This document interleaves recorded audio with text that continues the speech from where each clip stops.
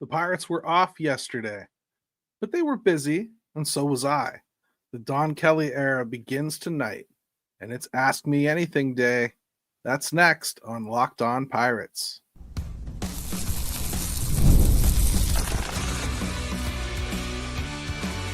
You are Locked On Pirates, your daily Pittsburgh Pirates podcast, part of the Locked On Podcast Network, your team every day.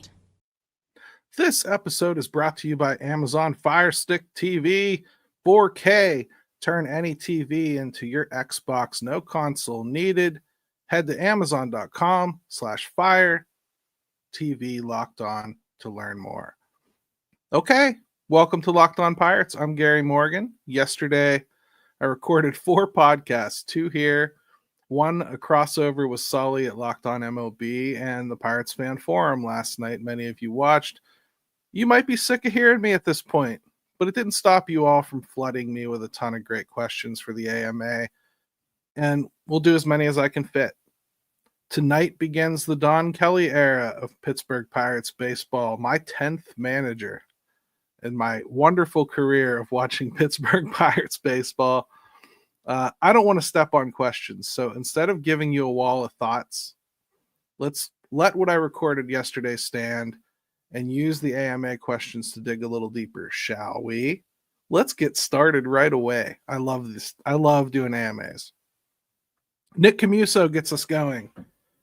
Do you know how much input the game and strategy coach had day to day?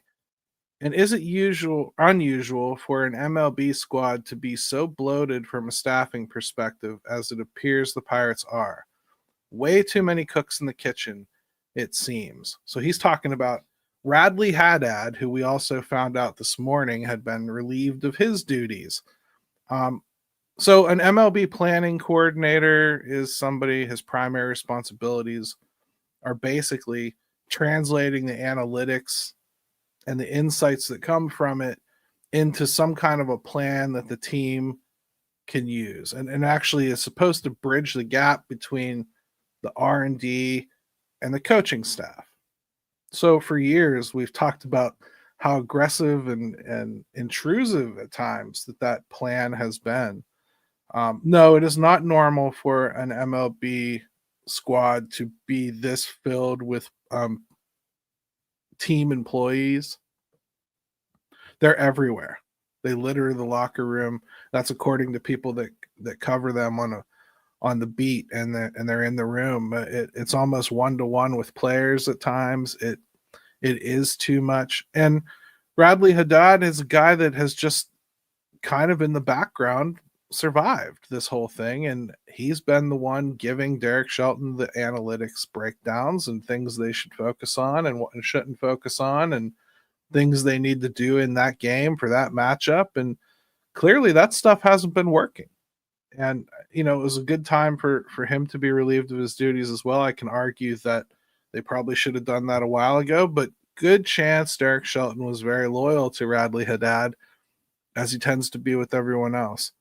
No, it's not normal, and I can say it hasn't gone well. And I've been reporting to you guys for a long time before I even started doing Locked On. So if you're somebody that's been following me for a long time, well, good chance you've heard me talk about how overwhelmed the AAA guys are when they get here.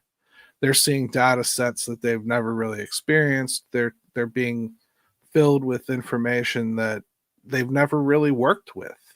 Doesn't mean they don't want it. It doesn't mean it's not welcome. Just means sometimes it's overwhelming in the moment. Long question here from David Rosenberg, but it's a good one. Critics praised Ben for saving money with Davis and spending it around to Solometo, Chandler, and White. 4 years later, Davis, who in reality was probably the 4th best prospect that year, is a struggling major league player. He doesn't want to get too critical, so he basically says none of the other top 10s panned out. But at a minimum, Davis is probably at least a successful major league player, and it looks like the other alternatives were Leiter and Rocker. And he's basically basing that on Davis's defense. While it looks like a bust, Solometo now looks like he's a soft-tossing, funky delivery lefty, maybe a reliever on the upside. Big catch appears to be Bubba. Typically, you can't whiff on the number one pick, but I don't think you can look at it as a 1-1. It was more like a trade back in the NFL and like a 1-4. Did Ben whiff or do okay? Well, did he whiff? I don't know that Henry Davis is ever going to turn into a star. I do think you're right to point out that he's at least a defensively capable catcher. That probably does lead to a long career for Henry one way or another. It's important to remember like Joey Bart was a 1-2, right? So it doesn't always work out on both ends of everything. Why did they select Henry? Well, I think that top of the board that year truly didn't have any clear-cut number one. You said it yourself. It doesn't look like any of the other top 10 guys had panned out. I agree with you, David. I can't call it a bust, if only because I don't really know exactly what's going to happen with Davis yet. I think he might be a guy that needs just more opportunity, maybe just a different set of eyes on him to kind of help him learn how to hit at this level. A lot of the stuff he does works just fine in AAA, but he definitely needs help with that. It's early to call it a bust. Do I still like the philosophy of what he did that year? Yeah. There wasn't a clear-cut number one that year. So to me, completely fine going a little bit deeper in the board to see if you can get some other guys. And again, Bubba is kind of all you need to say that worked. Bubba is all you need to say that was the right way to go, if you really want the truth. Let's see. Dante Mancini. This is a good question. Should we expect Cherington's inevitable dismissal to come sooner, before the draft, or later, after the trade deadline, or end of the season? And how much will the team's performance over the next 30 days affect that? Boy, I'd be shocked if he was let go before the end of the season at this point. I think this was the opportunity to do it. If they were going to do it, I think they would have done it right now. They made some tough decisions. I don't believe the Cherington decision to fire Derek Shelton came from Ben Cherington, despite everything he said yesterday. I'm confident that came from Bob Nutting.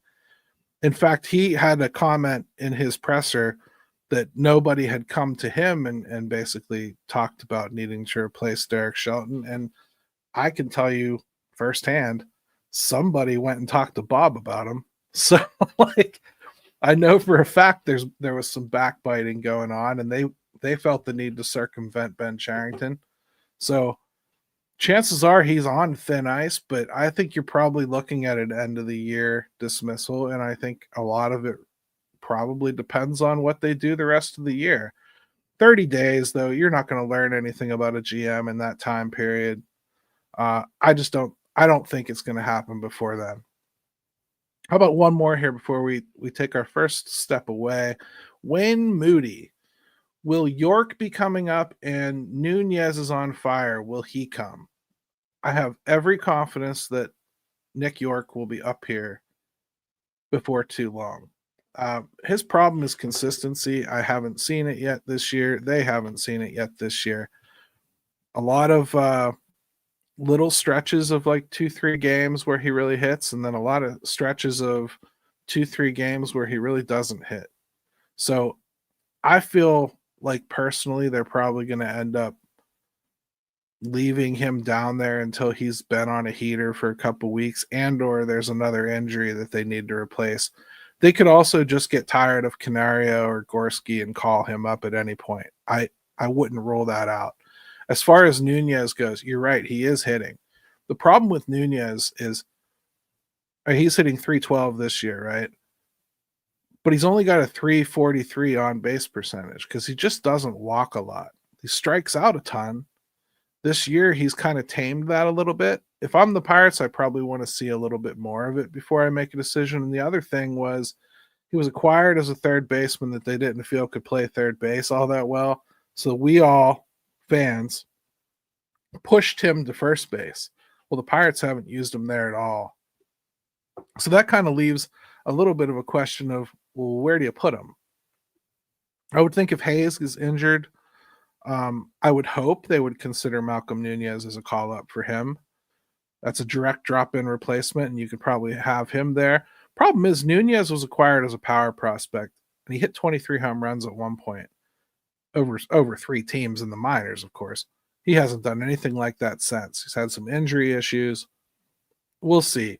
The jury's out on him. He's only 24 years old, though, so if you've washed your hands of him entirely, you're probably doing yourself a disservice. That said, here's a guy who's survived Rule 5 draft after Rule 5 draft. So who knows how this goes. We're going to step away for a moment. When we come back, we're going to pick right back up with our AMA. Look, coffee isn't just a drink. It's ritual, a lifeline, the thing that gets you from half asleep to fully functioning, and it's that essential. Why settle for anything less than amazing? That's where Trade Coffee comes in. Trade is the #1 coffee destination in the U.S., delivering fresh, incredible coffee from over 50 of the country's top roasters. Whether you're a cold brew fan or a pour-over purist, they've got the roast you'll love. I took the quiz, and they end up sending me this bag of 71 house blend.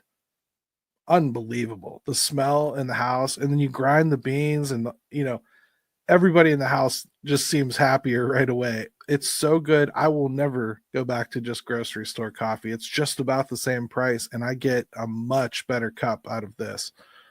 Right now, Trade is exclusively offering our customers 50% off 1-month trial at drinktrade.com/lockedonmlb. That's TRADE.com/lockedonmlb for 50% off your 1-month trial. Give it a shot. You won't regret it.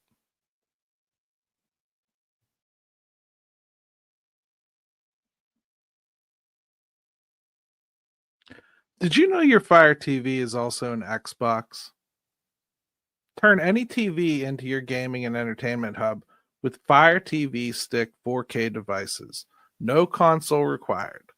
Just grab your paired controller, subscribe or sign into Xbox Game Pass Ultimate with EA Play included, and you're ready to play. Dive into hundreds of premium titles from EA Sports College Football 25 to Call of Duty, Black Ops 6, and Avowed as easily as you stream your favorite shows. It's gaming made simple, and it's all on your Fire TV. Play high-quality Xbox games at a fraction of the cost of the console. Already have a console?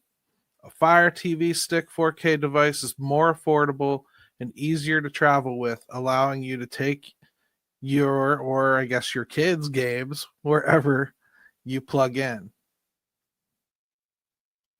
I like to take it in hotels when I travel for work. I think it's much more portable, a lot of fun to have. I like to wind down playing some video games at night. It's not like you can ship a console, and all the handheld options out there, they don't cut it. So I think it's a great option. Head to Amazon.com/Fire TV Locked On to get started. Xbox Game Pass Ultimate subscription and compatible controller required. Available on select devices, including Fire TV Stick 4K 2nd generation, Fire TV Stick 4K Max 1st and 2nd generation, and Fire TV Cube 2nd generation.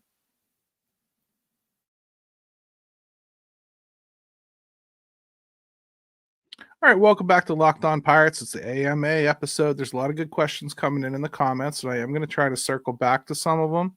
Plus, some of them I'm already going to address in the questions that I pulled here before we got started. So sit tight. Keep putting them in there if you want to. I'll answer them as best I can. King Roland 73. Is there a chance, if and when Charrington is let go, that the new GM won't have to completely blow all this up again? I mean, that would be my hope. If nothing else, you can say that Ben Charrington has built the foundation for a decent starting rotation, and there should be enough coming from the minors that you should be able to build on it pretty well. I'd like to see them keep trying to push forward Basically, admit your mistakes, move on from them. Might have to make a drastic move here or there. Maybe you trade somebody like a Mitch Keller, or I think for sure you should trade David Bednar. That's not even a question to me. There's a few moves like that you might be able to make that would bring in some bats. That's what they need to do. You bring in a couple bats and you support it with all this young pitching, and I would kind of hope that you'd put that together with a better manager and probably come out with a better product. So I don't think you'd have to. I don't think they would target a GM that came in and said they had to. Let's just kind of keep that distinction. The incentive for Nutting to do the whole rebuild thing is to bottom out payroll, build up slowly, and be able to make a run at it when the time comes and spend a little bit more at that time. That's what he does. I'm not saying it's right. That's what he does. Well, that bottoming out process, that's not going to happen. You don't have anybody you're really paying. Yeah, they have $92 million in payroll, but Keller makes money, Reynolds makes money, Hayes makes a little bit of money. That's what they got. Everybody else is on entry-level deals or like bargain basement veteran deals. There's no reason to think that they're going to have to break this all down again. I think they're going to have to work hard to bring in more talent, but I think it's doable. From Paul Pitt, West Virginia, do you think Nutting has a process, executive search committee, analytics, or something other than him and his daughters entertaining offers? Hard to trust the owner. Okay, so he's basically saying for a new hire of a GM. Yeah, they all get executive search committees to do these things. I don't know how to trust that. And I think ultimately that process just puts people in front of you. You still have to make a decision. And Bob's still going to have his own set of problems that he's going to want them to deal with. Like, it's not like he's going to hire a new GM and this guy goes, listen, to make this happen, Bob, I have to have $175 million payroll. It's got to happen. He's going to turn around and tell them to leave. I mean, I'm sure he'll politely finish the interview, but he's not hiring somebody that tells him it has to be that way. Ben Cherington knew what he was getting himself into too. So did Neil Huntington. James Littleton, do you think there will come a time that MLB gets involved to pressure Nutting and other owners to start spending more money? Yeah. But I think it has to come with some kind of a pressure to stop spending endless amounts on the other end too. I'm not saying it has to be a cap and floor system. To be fair, I don't think MLB is ready for it. They would have to shut the game down for a year or so to get it done, first of all. Because like Buster Olney said on Twitter the other day, the owners or the big money owners and the players would never let it happen. You're right. But you don't need the big money owners to do it. You need the big money owners to be the minority, and you need the band of brothers of the smaller to mid-market teams that just don't want to play this game anymore to stand together and basically say, okay, no league then. And you got to have the fortitude to stick together and do it for a couple years. And it'll suck, and this show will be hard. I'll be doing trivia from 1960. But that's what's got to happen. Little baby step, maybe. They'll do something to tighten up the ceiling and tighten up the floor. Maybe they'll make some new rules for how the revenue sharing directly has to be spent. Right now, it's not directly tied to payroll and never has been. Maybe that's a small change they'll have to make. From Ryan Macaluso, do you think Kelly is given authority on starting lineup? And if so, will we finally start the young guys? What do you anticipate we see differently this weekend against the Braves? Record prediction the rest of the season. Record prediction the rest of the season. I need to see a lot more, man. I only picked them to win 83 games when I thought they might do real good. So I'm probably in the 70s is what I'm hoping for, that Don Kelly can kind of turn them back around to. I'd love to see them get to 500. But I just don't know. Do I think he's going to have the authority on starting? Yeah, I think he will. Do I think that? I mean, Shelton certainly did. But do I think he's going to finally start the young guys? I have to see what these young guys are. Who are these young guys? Are we talking about Canario? Technically, Jack Sawinski's a young guy. Like, I don't know. Are we going to see young guys? Are they going to have qualified young guys? That's kind of the question I have. Horwitz is going to come back. He's a young guy. You're going to want to play him, so obviously he's going to play. Are they going to start Henry over Bart? Yeah, probably not, right? So that's a little difficult for me. Tyler Riggs, Gary, what would be your thoughts on Sarah Gellis stepping in if and when BC is let go? I've heard nothing but positive things on her. Just wanted to know your thoughts. Well, Sarah Gellis was an intern for the Pirates back in 2009. She's a very analytics-focused executive. She went to Houston Astros and learned under their system a lot, worked for them quite a bit, really liked her. Her path here, she was named one of the top 12 executives to look out for by The Athletic a couple years ago. She's definitely got a little bit of a tailwind behind her. If you're one of those people that thinks analytics is destroying the game, Sarah's not your person. If you think analytics is good for the game and just not being applied properly in this dugout, you're probably happy Radley Hadid is fired, and you're hoping that whoever they bring on is smarter about analytics. We got to step away again real quick, but when we come back, let's keep going with AMA. I'm loving it so far. The NBA playoffs are in full swing, and every night delivers highlight-worthy performances, major momentum shifts, and can't-miss moments. Whether it's the game-winning shot or breakout player, there's never been a better time to get in on the action. FanDuel makes it easy to stay in the game before tip-off and live with player props, performance trends, and same-game parlays. Fans have more ways than ever to play smart and win big. How could a $200 bonus in bets add to the excitement if your first $5 bet hits? New to FanDuel, it's the perfect time to sign up. Head to FanDuel.com and place your first $5 bet. If it wins, you'll get $200 in bonus bets. Make every moment more with FanDuel, official sports betting partner of the NBA.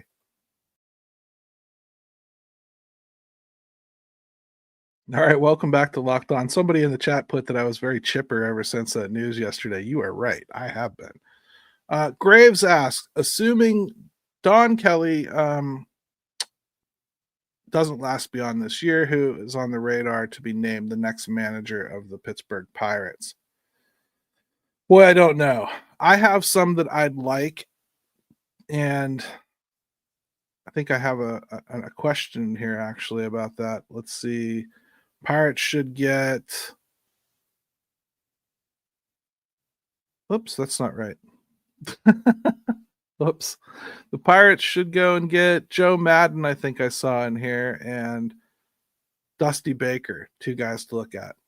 Yeah, listen, I think Dusty's really retired, and I think for real he's done. He got his championship. He fought hard for it. I think he's done. As far as Joe Madden goes, I'd love it. He'd be a top candidate for me, and if you know me at all, you know I hate Joe Madden because he coached some teams that beat my Pittsburgh Pirates. But Joe Madden is a guy that he's the perfect type of template here. He's got experience. He's won. He understands analytics. In fact, he was one of the first people to really kind of onboard it into some of his coaching philosophy. Problem is he's been very outspoken about how it's kind of taken over the game too much recently. I'm not sure that'll coexist well with this team. It certainly won't coexist with this general manager. So if this general manager survives, I don't think we see something like that. A new one? Yeah, I certainly hope so. I really do. I certainly hope so. How about Casey Hercula here? Do I want cake or pie? You know what? Honestly, pie, Casey. Pie is way better than cake, if you ask me. Pie's not sickening sweet, and I like the sour fruits way better. So give me like a good peach or blueberry pie, even cherry. I like those quite a bit. Let's see. William Matthews asks, as much as I agree in firing Shelton, with Charrington still here, are we in even worse shape now? Seems like a mess to me. Well, Wilbert, great question. Super astute. I agree with you. It feels to me in some ways like we're in worse shape, and here's why. There are moves that this team could make to fortify their unit, like I mentioned, like trading Keller or trading Bednar. And about the last person that I want doing it is Ben Charrington. That said, if you don't do the Bednar trade this year, well, you're not going to get anything for him because you're not going to tender him and bring him back in arbitration and pay him over $7 million. You're just not. And arbitration doesn't work the way a lot of people want it to. He's not going to get a pay decrease. Okay. So I think I would probably trade him off at the deadline. No, I don't want Charrington doing it. I certainly don't want him trying to trade Keller for some kind of equal value. But he's who we have right now. And I still feel like those trades could be. So, yeah, it's a mess, and it feels worse to me because I just don't trust him to do what I think needs done. All right. Triple X in Ohio. I don't know if I want to know the meaning behind that name, but it's a good question anyway.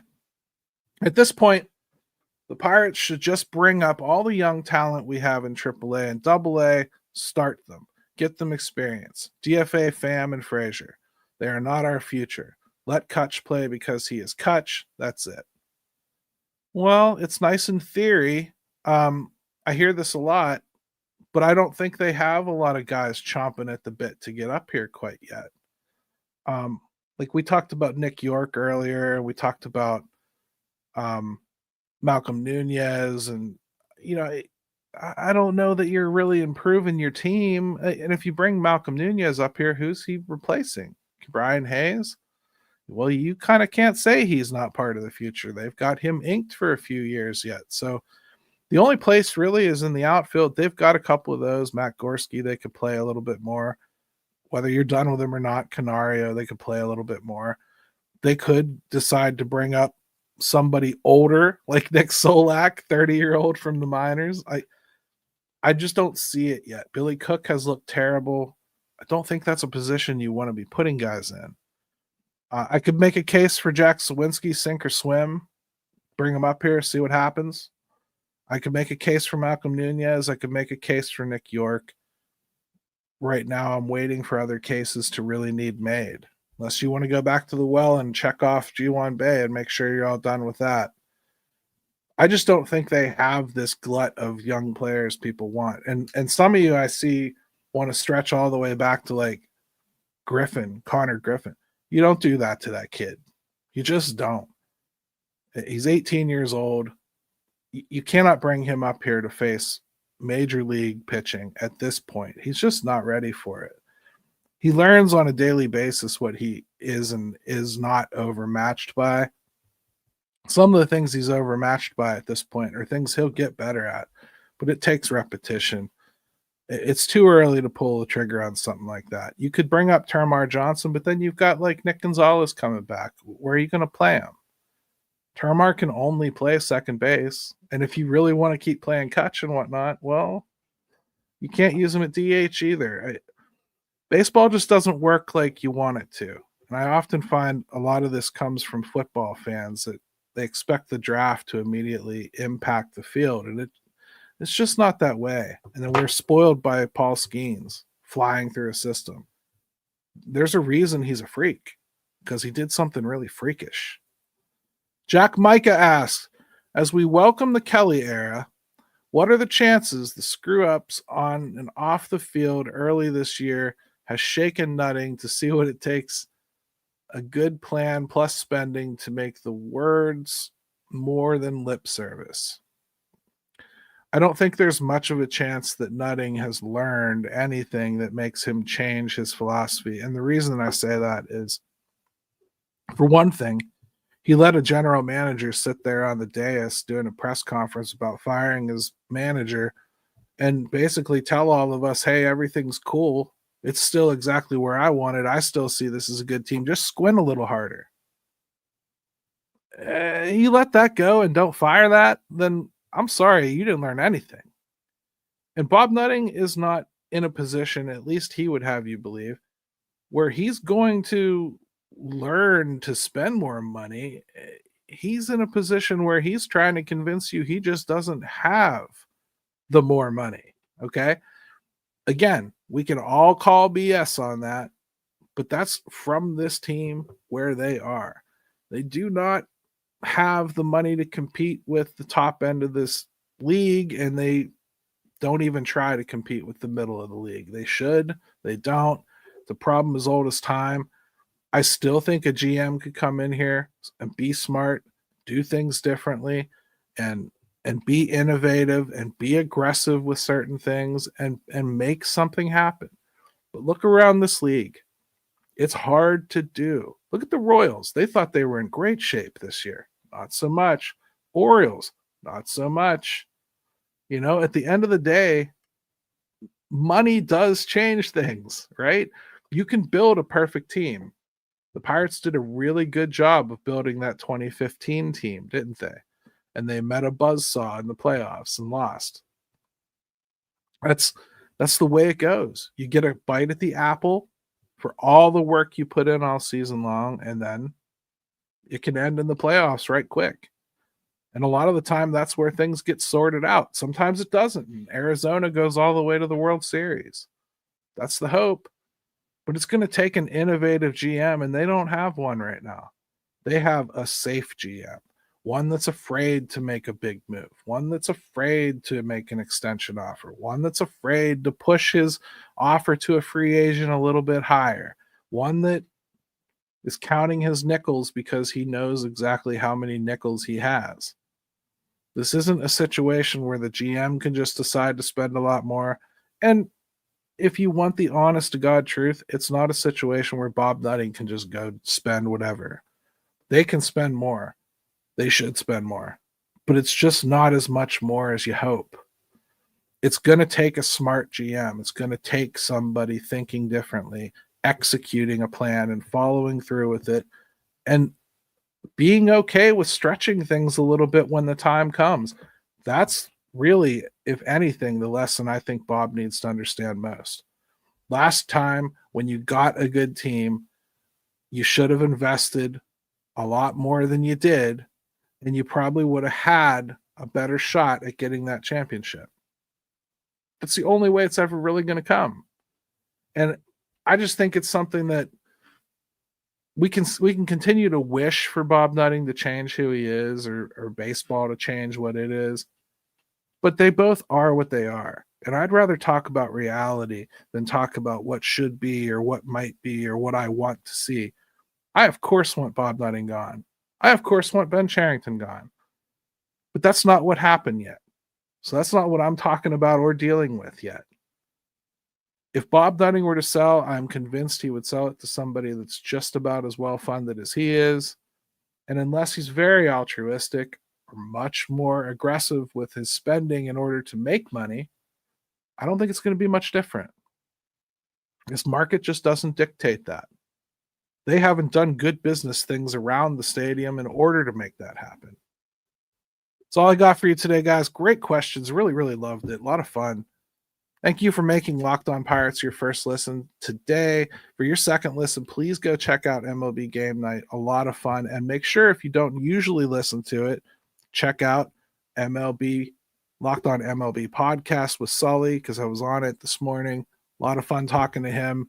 A lot of good Pirates nostalgia comes out of Sully. He's an old Pirates fan from way back in the day and loves talking about stuff like that too. So check it out. Really good show. And thank you so much for taking the time in the middle of your Friday to join me for a live episode.